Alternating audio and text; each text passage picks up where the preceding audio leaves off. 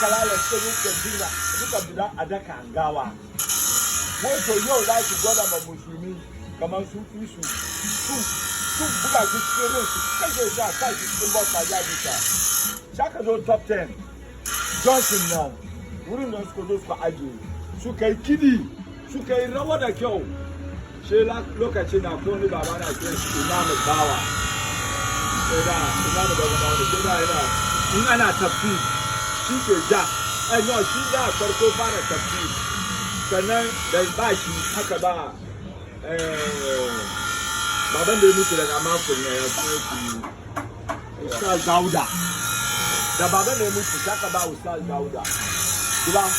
sai musulman da suka zo wurin imam yace imam kuma imam nan da abokin shi ne ke da ran ko lokaci na zo wurin ke da kuma ke da ran kuma suna koyi lokaci bayan sai lanto ne shi ne ga wurin ke da ran na zo bai kawo ga gudu